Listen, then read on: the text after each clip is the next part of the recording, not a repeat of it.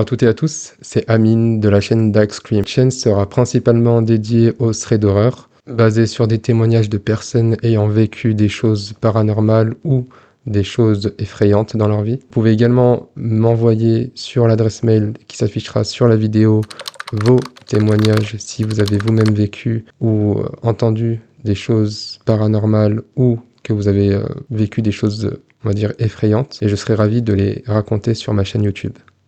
Sans plus attendre, nous allons commencer la première histoire. Dark Scream, raconte-moi une histoire. Je vais vous raconter l'histoire de Maxime. Donc Maxime, il a 14 ans, il vit dans une petite maison de quartier, calme, avec sa mère et sa petite sœur, qui s'appelle Lilou, elle a 9 ans. Sa mère travaille souvent, donc elle est guide pour touristes. Donc Maxime, il garde souvent sa sœur. Soit il mange les plats que leur mère leur laisse dans le frigo, soit il commande un Uber Eats. Et tout s'est toujours bien passé. Jusqu'à un jour où leur mère part au travail vers 16h pour monter en montagne avec des touristes et leur montrer le coucher de soleil. Donc leur maman s'en va et leur dit de commander un Uber Eats car elle a un peu la flemme de cuisiner, elle va marcher pendant 2 heures, donc elle a pas trop envie de cuisiner. C'est ce que je peux comprendre. Elle s'en va, ferme la porte. Lilou va dans le salon pour jouer avec la tablette et Maxime regarde Netflix sur la télé du salon. Vers 21h, il appelle sa mère pour lui dire que tout va bien et qu'il va commander à manger. Donc, il commande et attend que le livreur arrive. Comme Maxime est un peu pressé, il décide de suivre le livreur sur l'application, ce qu'on fait tous en général. Et le livreur arrive, appelle Maxime pour lui dire qu'il est devant la porte. Maxime lui ouvre la porte, puis le livreur jette un œil rapide à la maison. Il demande à Maxime s'il est seul. Maxime répond qu'il y a sa sœur. Le livreur pointe la sœur du doigt et dit « Cette sœur ?» Maxime, un peu gêné et mal à l'aise, répond « oui ». Puis, pendant 10 secondes environ, l'homme le regarde droit dans les yeux et ne dit rien. C'était sûrement les 10 secondes les plus longues dans la vie de Maxime. Mais Maxime, il est pas bête. Il sent que le livreur est pas net, donc il invente un mensonge et dit que son père va arriver dans 10 minutes, ce qui est totalement faux, pour que l'homme s'en va, afin de le dissuader de rester. Donc, du coup, il arrache la commande des mains de l'homme et rentre chez lui et ferme la porte à clé. Il comprend pas trop ce qui vient de se passer, mais il essaie d'oublier et il mange avec sa sœur. Environ 1 heure après, il reçoit un message du livreur qui lui dit « Ton père n'est pas encore entré à ce que je vois. » Là, Maxime, il flippe. Il va regarder par la fenêtre et il voit une voiture en face de la maison, d'à côté. Donc là, Maxime, il va courir dans sa chambre avec sa sœur et il appelle sa mère. Au moment où on sonne à la porte, sa mère lui dit qu'elle prend la route immédiatement pour rentrer, mais malheureusement, elle est à 2 heures de la maison, donc elle dit à Maxime de se cacher, elle arrive. L'homme continue de sonner à la porte de plus en plus et crie en même temps « Je sais que tu n'es pas seul, ouvre la porte. » Et il insiste. De plus en plus, il donne des coups à la porte. Et ensuite, Maxime, dans la chambre cachée avec sa sœur, il entend un bruit de vitres cassées. Et l'homme avait cassé la fenêtre de la cuisine et rentré chez lui. Et Maxime et sa sœur sortent par la fenêtre de sa chambre, qui était au premier étage, heureusement pour eux. Et ils courent le plus loin possible. Une fois assez loin, il appelle la police et leur raconte tout ce qui s'est passé durant la soirée. La police arrive en 10 minutes, arrête l'homme, qui était encore dans la maison, allongé dans le lit de sa sœur, avec un sac contenant un couteau et une serviette. Je vous laisse imaginer ce qu'il voulait faire.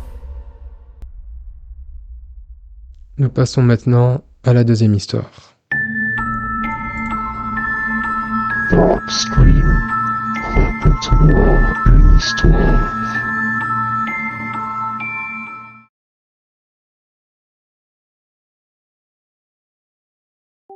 Alors bonjour à toutes et à tous, j'aimerais partager cette histoire fou qui m'est arrivée il y a plus de 4 ans. Quand j'avais 15 ans, je me lance. Je viens de Martinique, une île française dans les Caraïbes, et je vivais chez mes parents au bord de mer. À cette époque, j'adorais jouer à la PS4. Pour mettre dans le contexte, ma maison était scindée en 2 parties. La maison principale et un peu plus loin, une deuxième petite maison avec un étape où il y avait la cuisine au rez-de-chaussée et une chambre d'amis au premier étage. Entre les 2 maisons, il y avait un grand deck qui sépare les 2 bâtiments.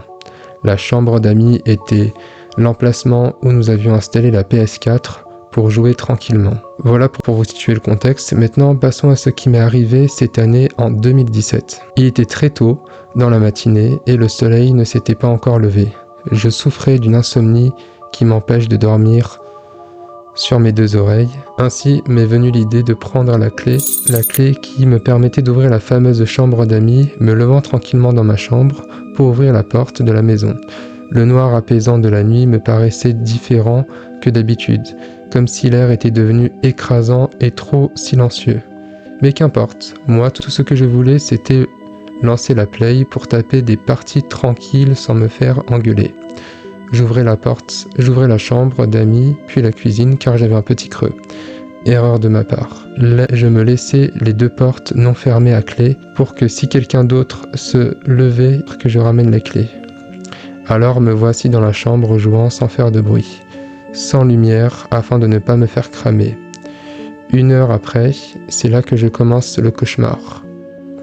La porte de la cuisine grince, j'entends marcher sous le sol de la chambre. Quelqu'un est là. Dans mon esprit, il s'agit de mes parents qui se seraient réveillés pour partir au travail. Alors je me stoppe que je ne bouge plus, ne respire plus, car le plancher est fin. J'entends un tiroir s'ouvre et se ferme, le frigo aussi. Mais je pense toujours qu'il s'agit de mes parents. Soudain, comme un bruit de verre, mais pas comme quelque chose qui se casse, mais qui se percute et le son s'arrête. 30 secondes après, le bruit de pas semble sortir de la cuisine et venir vers l'étage. Et comme je l'ai dit juste avant, la porte n'est pas fermée, à clé. Je tétanise à l'idée que mes parents me passent un savon et ne bougent plus, attendant l'inévitable. La porte s'ouvre doucement et de la porte à moitié ouverte apparaît la tête d'un homme très grand, stupéfait comme s'il lui aussi était terrorisé par la situation. La scène va durer au moins 10 secondes. 10 secondes où cet homme va tourner ses yeux dans tous les sens comme si la folie s'était emparée de lui. Et là, j'explose dans ma tête. Je ne pense qu'au fait qu'un des tiroirs de la cuisine a été ouvert et je ne sais pas lequel. J'ai peur qu'il ait pris un couteau et que je ne puisse plus m'échapper. L'espace va s'arrêter autour de moi et les veines de mon crâne me pressent la tête. Mais l'homme ne bouge pas et moi non plus. Puis il bouge. Mais il referme la porte en claquant et part dans une course effrénée dans le bruit du gravier qui compose le petit chemin menant à la maison. Je me retrouve seul assis, ne voulant pas croire ce qui venait de se passer. 5 minutes après, je trouve enfin le courage de sortir de la chambre et descends dans la cuisine. L'homme avait sorti du lait et des céréales et avait ouvert le paquet. Je ne me fis pas prier, je courus voir mes parents racontant ce qui venait de m'arriver. Et là, l'histoire ne s'arrête pas. Non, la fin est tellement inattendue. Écoutez, mes parents se pressent de contacter la gendarmerie et 20 minutes après, les voilà arrivés. Au fait, vous vous souvenez du fait que j'ai précisé que j'allais devant la mer ? Le policier, juste 30 secondes après leur arrivée, m'interpelle et me demande si l'homme qui nage dans la mer devant chez nous est l'homme qui est venu. Je me retourne vers la mer et je le vois. C'est lui, nageant dans la mer, joyeux comme un enfant qui découvre la plage et je confirme que c'est lui. L'homme est interpellé, arrêté et placé dans le fourgon et c'est là que l'histoire s'arrête. On ne me l'a jamais vraiment expliqué parfaitement à l'époque, on m'avait fait comprendre que l'homme était atteint de folie et qu'il n'était plus vraiment lui-même. Bon, c'est la fin de ce thread d'horreur, en tout cas de ce premier thread d'horreur de ma chaîne YouTube. C'est ma première vidéo. Comme vous avez pu le voir, c'est des histoires assez banales. Là, on n'est pas sur des histoires paranormales, en tout cas pas sur ce thread d'horreur. Néanmoins, c'est des choses qui peuvent nous arriver dans la vie quotidienne. Ça peut être une simple livraison, une simple partie de PlayStation en pleine nuit, quand on s'assure pas de fermer la porte derrière. J'espère que vous avez retenu la leçon. Et, euh, et aussi, voilà, n'hésitez pas à me dire ce que vous avez pensé de ces histoires, ce que vous avez aimé. Et si vous avez des axes d'amélioration, n'hésitez pas non plus. Je suis encore nouveau dans cette chaîne. Et du coup, voilà, je prendrai note de vos retours si vous souhaitez plus de types de contenu paranormal, plutôt serial killer, psychopathe. Et voilà, n'hésitez pas à me faire un retour sur ce que vous avez pensé des histoires et de la vidéo. Et n'hésitez pas non plus à m'envoyer vos histoires personnelles que vous auriez vécues ou que vous avez entendues de votre côté. Et je me ferai un plaisir de les raconter dans mes prochaines vidéos. Je vous souhaite en tout cas une très bonne journée. À la semaine prochaine. Dark Scream, raconte-moi une histoire.